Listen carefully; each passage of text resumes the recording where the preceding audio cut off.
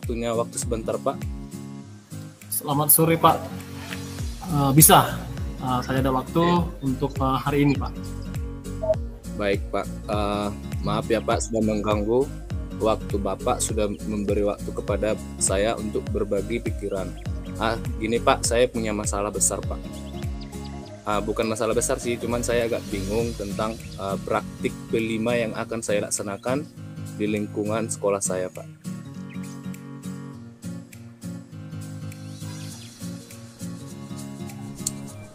Saya ingin mendapatkan solusi tentang penerapan P5 di sekolah saya, di sekolah kita yang masih saya belum menemukan ide yang sesuai dengan yang akan kita terapkan di sekolah ini Pak. Gimana Pak? Halo Pak? Iya silakan Pak. Permasalahan tentang P5 ya Pak? Iya Pak. Tentang hidup berkelanjutan. Ini tentang sampah Pak. Gimana sampah. Pak ya kira-kira supaya P5 ini bisa hasilnya nanti bisa mendapatkan nilai yang maksimal dan anak-anak pun memahami dan bisa menggunakan sampah di lingkungan sekitarnya Pak. Iya, terima kasih Pak Solo.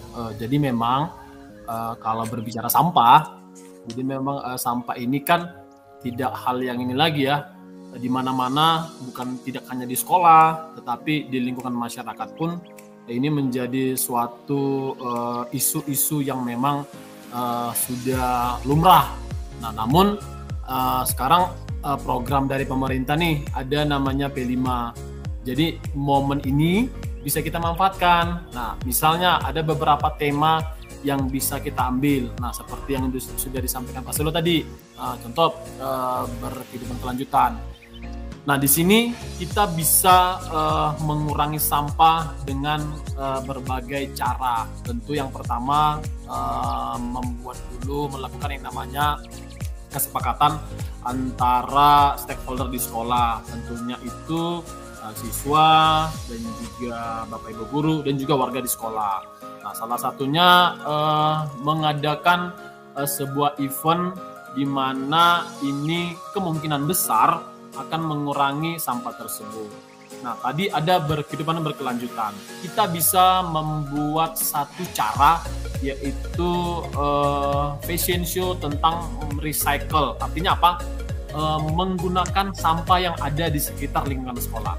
Artinya sampahnya plastiknya nggak boleh dibeli. Nah, rata-rata kan ketika ada event nih, sampahnya dibeli. Nah, ini tidak. Kita mengambil sampahnya di sekitar sekolah. Artinya apa? Ketika jam istirahat, ketika ada pra-KBM, nah disitulah peran siswa dan juga fasil atau wali kelasnya untuk melakukan yang namanya kutip sampah. Dengan catatan sampah ini berguna akan event yang ada di pagi. Saya rasa itu yang pertama Pak. Yang kedua, kita harus memunculkan yang namanya slogan-slogan. Ada misalnya Lisa, lihat sampah ambil. Ada misalnya Asbang, ambil sampah buang. Ini dua konsep yang sangat baik, terutama dalam hal penerapan P5. Saya rasa demikian Pak Solo. Oke Pak,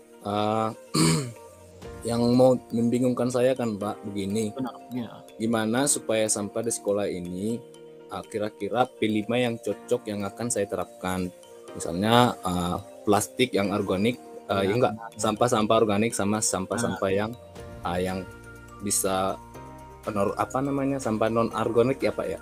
Iya. Jadi gimana supaya siswa nanti bisa memahami dan membedakan sampah yang anorganik sama yang anorganik, tapi yang anorganik ini bisa bernilai kembali agar sampah yang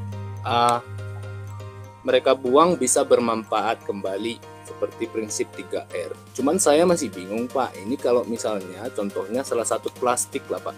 Iya. Contohnya adalah plastik aqua bekas. Kira-kira apalah Pak ya cocoknya agar bisa saya memanfaatkan plastik aqua ini, karena kebetulan banyak di lingkungan sekolah kami Pak, begitu Pak. Ya. Baik, jadi memang kembali seperti yang saya katakan dari awal nih Pak Solo nih, kita harus mau melakukan yang namanya perubahan, transformasi dulu.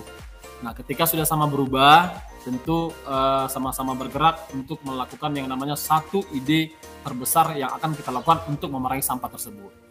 Nah, tentu yang pertama caranya adalah melakukan yang namanya kesepakatan sekolah atau keyakinan kelas dulu, bahwa di sekolah itu wajib peserta didiknya membawa air minum. Karena ada nih Pak yang bentuk Tupperware nih, nah itu wajib. Nah artinya apa? Kalaulah misalnya dari 6 kelas ini semua siswa itu membawa, kan otomatis sudah berkurang nih Pak. Nah yang berikutnya adalah caranya tentu melakukan yang namanya edukasi kepada orang tua dan juga kepada komite selaku stakeholder sekolah tersebut.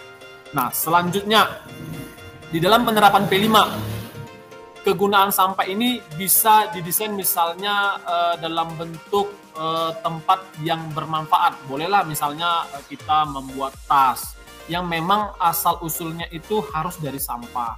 Dalam hal memilah antara organik dan organik, nah ini kita perlu melibatkan Bapak Ibu guru yang lainnya, rekan sejawat yang lainnya. Artinya apa? Mengedukasi bahwa ternyata sampah itu ada loh bagian-bagiannya. Ada yang anorganik dan ada organik. Ini sampah bisa jadi pupuk, ini bisa menjadi suatu barang yang bermanfaat.